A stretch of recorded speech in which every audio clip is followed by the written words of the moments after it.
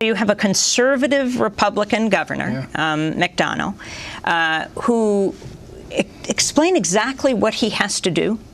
He has to, well, what he did, it was simply sign an order saying that for each person who has fulfilled these requirements, which has to be a nonviolent crime, and you have to have served all your time, paid your fines, served probation, all that's done, your rights will be restored that day. And so they have over 100,000 people in the database, but it only goes back to 1995. And so for people whose crimes were before then, those folks are going to have to come in and ask, but for the 100,000 plus that go back to 1995, they will get a note saying your voting rights have been restored. But he has to do it individually, one by one. Well, it's sort of a legal term. The bottom line is that however you do it, people have to get an actual note to them so they have something on file if they're challenged. Now, since it is, in essence, an executive order, is it possible that a future governor could reverse it? It is possible, but it's very unlikely. Cuccinelli has come out and said some things that sounded like he was against it, but if you actually listen carefully, he said nothing that would actually oppose what the governor did. And we've been assured that he's very unlikely to overturn it. Similarly, Terry McAuliffe, we don't think will overturn it. It's really a shame it's taken this long. This has been in place for more than 110 years. And it was put in place by a constitutional convention in 1901, as one delegate said, where the whole purpose was discrimination. It said because of this plan, the darky will be eliminated as a factor in our state's politics in less than 5 years. You don't get much more clear than that. And so it's just amazing that it's taken until now to put such a big dent. Now, the governor is still pushing, and he's committed to push for the actual repeal of that language in the Constitution, even after he's out of office, and we'll keep working on that, too. The reason I was asking about the individual nature of this is, isn't it that Governor McDonnell is doing this because he wants this to happen and the legislature will not approve it? That's right. This year we got through the Senate, but we got killed in committee in the House. We actually believe that we had the votes in the House if we could get to the floor, and we weren't able to. And so, in Virginia, you can only serve one term. He's been in about 3.5 years. He's coming up on the end, and so this was what he could do. This language about it being about particular people as opposed to sort of a class of people really has to do with the requirements of the law there. But the way that it will be experienced is just the same, which is that all the people in this class will have their voting rights automatically restored. You're talking about a possible universe of about maybe 350,000 formerly incarcerated people in Virginia. 100 to 200,000 of them will have their rights restored this way. And what does this say about the trend on this whole issue of formerly incarcerated gaining their voting rights? What's been happening state by state around the country now? Well, state by state, we've seen a really kind of a massive convergence, if you will, of the left and the right. The Christian conservatives and the most activist groups on the left coming together and saying, we've got to figure out a way for these millions of people who have been to prison to finally be reintegrated into society. So you heard the governor talk about redemption, for instance. Well, that's the value that he and I found 3 years ago when we first talked about this, that we both treasure. Right? That was the principle that we could come together on, that people have a right to redemption. And if somebody's going to redeem themselves, then we as society has to do everything that we can. And quite frankly, if somebody's coming out of prison and voting is top of mind, we want to encourage that behavior. And so he said, look, we will do this. We will try to, for the full victory. And if we fall short, this is what I'll do. And that's what he did. Explain the landscape in the United States of what happens to people who've spent time in prison and come out. Everywhere from Vermont, where you can vote from prison. Sure. Well, I mean, in Maine, we run a prison system-wide voter registration drive. You'll also notice that Maine has a black population that's 0.7% of its population. This is really, this barring felons from voting is a legacy of Jim Crow. It is an artifact of racialized oppression in our country. And that's why in Virginia, when they put it into law, they said the darky will be eliminated as a factor in our state's politics. Very clear. Here in New York State, right after the 15th Amendment was granted, they went into Albany. And there's a great report from the Brennan Center called Jim Crow in New York, based on the work of the NAACP Legal Defense Fund. And they said, we are anticipating the imposition of the 15th Amendment against our objection. And we are seeking to similarly suppress the black vote by taking away voting rights from formerly incarcerated people, because in this country, we've always had racial profiling. In this country, we have always enforced the laws in unfair ways. And what this means is that, look, if you're a drug addict and you're poor, you tend to go to prison. You're rich, you tend to go to Betty Ford, right? Or the equivalent.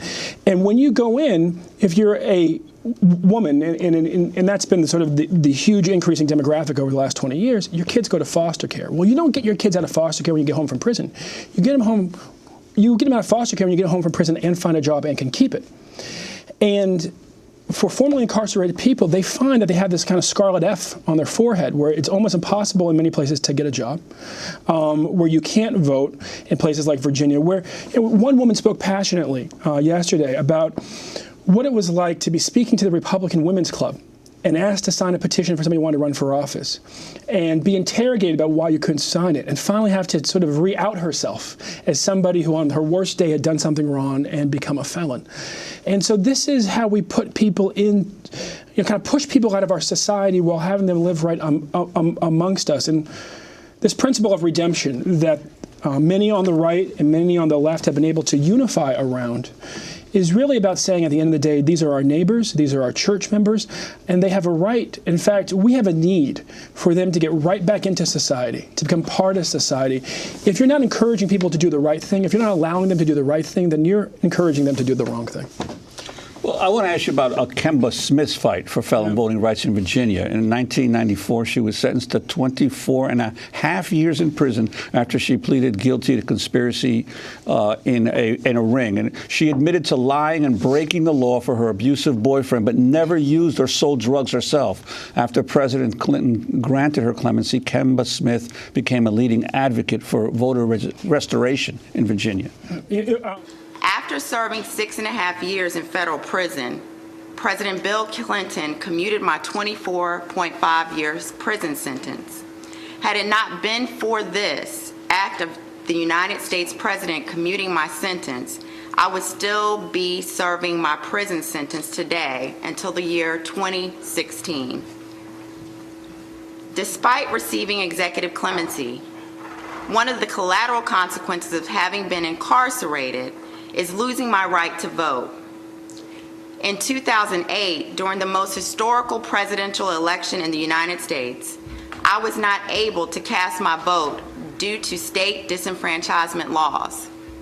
In Virginia, a convicted person would need to pay an outstanding fines and court costs, complete their supervised release, which I had 60 months of.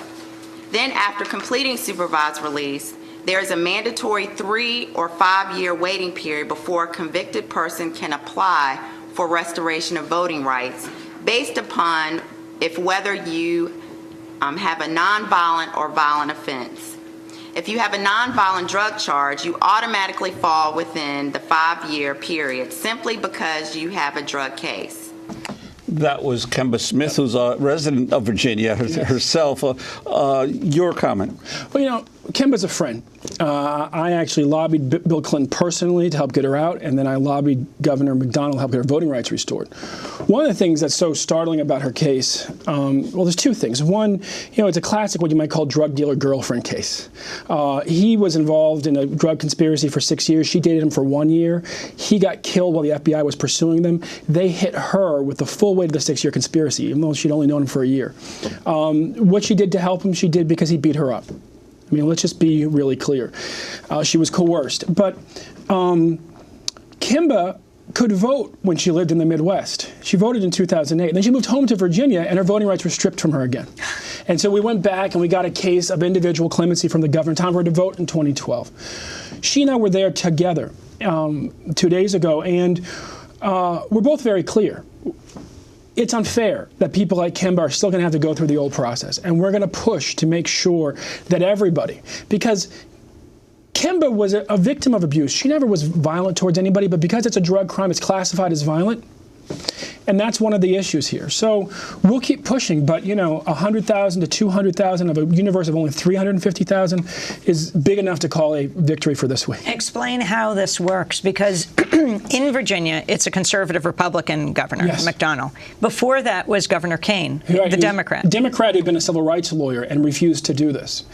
And, and I lobbied him. A lot of people lobbied him very directly, and he just wouldn't do it. It was a matter of principle with him that was, frankly, it was hard to understand why. But when you back up and you look more generally, the issue often with Democrats is that they fear being perceived as being soft on crime. With Republicans, on the other hand, even though they don't share that same fear, they fear the impact. They say, look, it's 100,000 poor people. They're going to tend to vote Democrat. Why would we do this? And that's what makes what McDonnell did so courageous, is he said, look, it may not be in our partisan self-interest. It may not be in the personal interest of my career, although you can make an argument that it may help a Republican in some ways. But it's the right thing to do. So I'm just going to go ahead and do it.